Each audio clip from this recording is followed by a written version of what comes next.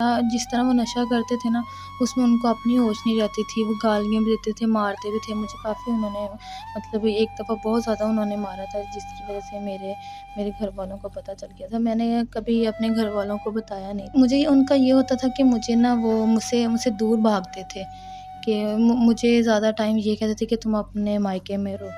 मुझे ज़्यादा उधर छोड़ते थे। अगर वो मेरे बच्चे के लिए सब कुछ कर सकता है, उसका बाप बन सकता है, तो मैं कर लूँगी शादी। लेकिन जो मेरे घर वाले हैं वो चाहते हैं कि मैं अपना बच्चा उसको दे दूँ, उसके पास ज़्यादा वो बेहतर रहेगा। आगे जो मेरा फ्यूचर है वो बच्चे की वज़ह से वो ख़राब हो जाएगा, डिस्टर्ब हो जाएगा आगे।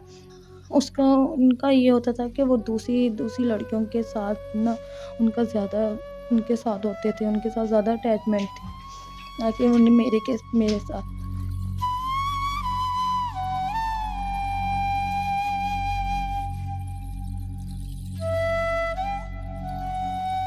अस्सलाम वालेकुम नाज़रीन, आपको मेज़बान मलिक रिज़वान आपकी खिदमत में हाजिर है। इस वक्त हमारे साथ एक लड़की मौजूद है जिसका नाम है दानिया।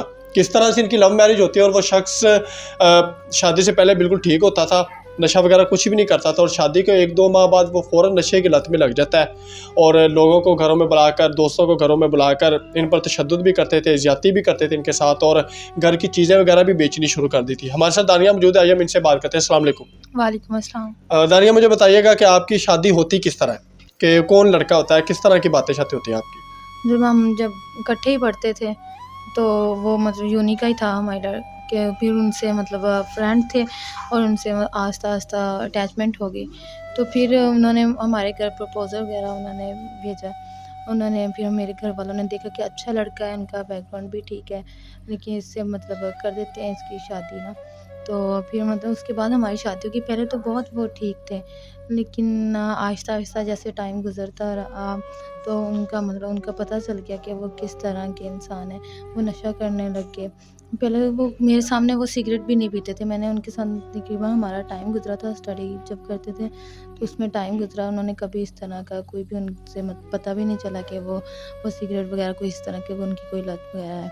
तो लेकिन उसके बाद शादी के बाद जब पता चला कि वो सिगरेट स्टार्ट करते हैं, लेकिन सिगरेट जब वो पीते थे ना, तो बहुत ज़्यादा स्मेल आती थी। पहले मुझे नहीं पता था। स्मेल किस तरह था, कि सिगरेट की आती थी या और अजीब-सी चीज़ों की भी आती थी? अजीब-सी आती थी, जैसे कोई चीज़ कोई मर गई हो तो उसकी नहीं जिस तरह स्मेल आती, वो इस तरह की स्मेल आती थी। और वो पता नहीं वो क्या हाथ में लेकर वो जलाते थे किसी चीज़ को, तो फिर वो सिगरेट में उन्होंने वो भरना होता था। तो वो इस तरह के ना वो उसके बाद ना वो मुझे टाइम भी नहीं देते थे। जब ऑफ़िस से आना उन्होंने, मैं घर पे होना, तो घर पे और कोई भी नहीं, हम मियाँ-बीवी दोनों ही होते थे।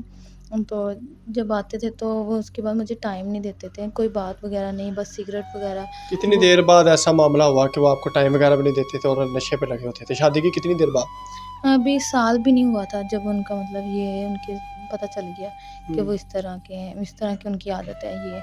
तो मेरा उसके बाद मेरा बेबी भी होने वाला था, और यही था कि मुझे कि ये बिल्कुल ये ठीक हो जाएँगे।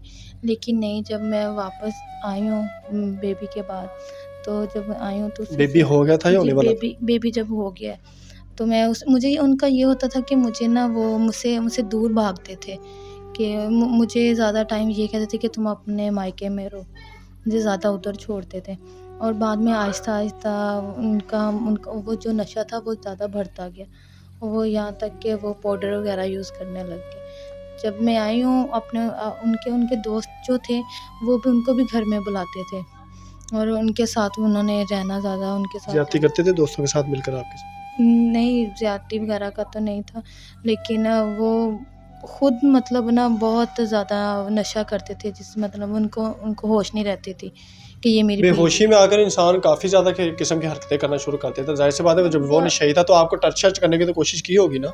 जी, जी, वो नशा जिस तरह वो नशा करते थे ना, उसमें उनको अपनी होश नहीं रहती थी। वो गालियाँ भी देते थे, मारते भी थे। मुझे काफ़ी उन्होंने मतलब एक दफ़ा बहुत ज़्यादा उन्होंने मारा था, जिसकी वज़ह से मेरे मेरे घरवालों को पता चल गया था। मैंने कभी अपने घरवालों को बताया नहीं था, क्योंकि ये था कि मेरी पसंद है। हुँ। इस वजह से मैंने अपने घरवालों को कभी नहीं बताया था। लेकिन बेबी डिलीवर के बाद उन्होंने ना बेबी को कभी देखते थे, उनको पता ही नहीं था कि ये मेरा बच्चा है। फिर अभी वो बेबी किधर है? बेबी मेरे पास है। पास ही आपके? जी। ठीक हो गया। अच्छा मुझे ये भी बताइएगा कि शादी किस तरह की सी होती है? आपके घर वालों की रज़ामंदी के साथ होती है, उनके घर वालों की रज़ामंदी के साथ होती है? मतलब कहाँ पे रहते हैं आप? मतलब जो लड़का था वो मेरा फ्रेंड था, यूनिवर्सिटी जो फ्रेंड था, यूनी फ्रेंड था। तो इस तरह ही हमारा मतलब love love marriage, arrange marriage नहीं थी, लव मैरिज थी।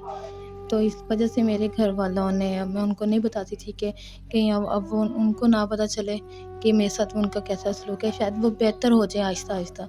लेकिन वो बेहतर नहीं हुए, ज़्यादा मज़ीद उनका कंडीशन ज़्यादा से ज़्यादा बढ़ती गई। तो अब आपके घर वाले भी आपको एक्सेप्ट नहीं कर रहे हैं, अकेली हॉस्टल में रह रही हैं, बच्चे को भी आप सही तरह केयर नहीं कर रही हैं, जिस तरह की हालत बच्चे की आपने की हुई है। तो कैसे मेंटेन कर रही हैं आप खुद को?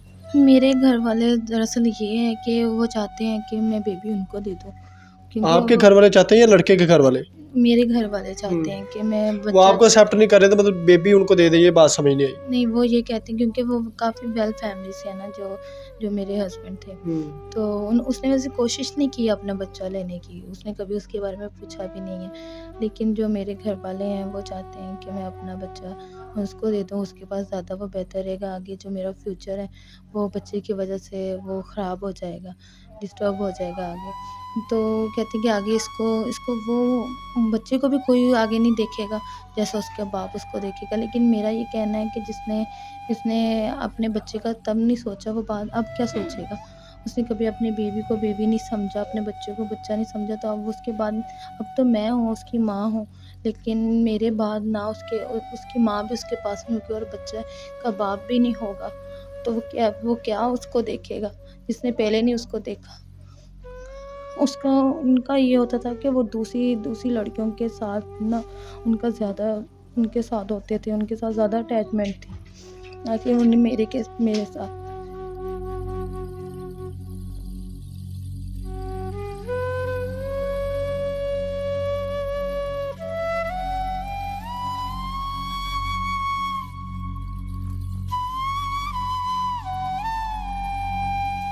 अब मैं तकरीबन जो मेरे डॉक्यूमेंट्स वग़ैरह थे, पहले मैं उधर थी, लेकिन जो भी मेरे डॉक्यूमेंट्स थे वो मेरे मेरे हस्बैंड के उनके घर ही हैं। लेकिन उसके बाद उन्होंने अपने अपने घर आई हूँ, उन्होंने पीछे से मुझे डिवोर्स दे दी थी और मुझे उधर भेजा था कि तुम्हें मैं कुछ दिनों तक ले जाऊँगा। अब नहीं लेके जा रहे? नहीं लेके जा रहे, बल्कि उन्होंने मुझे डिवोर्स दे दी। घर वाले भी एक्सेप्ट नहीं कर रहे हैं, वो लड़के वाले भी एक्सेप्ट नहीं कर रहे हैं, तो हॉस्टल में बच्चे को सारी उम्र रखेंगी तो क्या उनको सबक मिलेगा? उनके फ्यूचर में क्या उनको दिखाएँगे आप? क्या सिखाएँगे उनको? मैं अपने बच्चे के लिए कुछ करना चाहती हूँ, मैं उसको वापस नहीं देना चाह रही। अभी उम्र भी नहीं है आपकी इतनी ज़्यादा, शादी की उम्र है, तो वो कोई शख्स हमारी वीडियोस को देखता है, कोई आपके बच्चे के साथ आपको एक्सेप्ट करता है, इस हॉस्टल की ज़लालत से आपको वो बाहर निकालता है, जो भी कर्ज़ वर्ज़ है यहाँ का देता है, तो शादी करेंगे आप उनके साथ? कोई मेरे बच्चे को नहीं देखेगा, जो मुझे हमारे मेरा चैनल के तवज्जुह से अगर वो एग्री करता है कि मैं आपके बेटे के साथ आपके साथ शादी करता हूँ, कहीं भी आपको रख ले, चाहे वो ओवरसीज़ है, चाहे वो पाकिस्तानी है, तो शादी कर लेंगे उनके साथ? अगर वो मेरे बच्चे के लिए सब कुछ कर सकता है, उसका बाप बन सकता है, तो मैं कर लूँगी शादी। जी, तो नाज़रीन बड़ी अनोखी कहानी थी इनकी, दानिया आपी की, कि रो रही हैं, इंटरव्यू से पहले भी रोई थी, अभी भी रो रही हैं।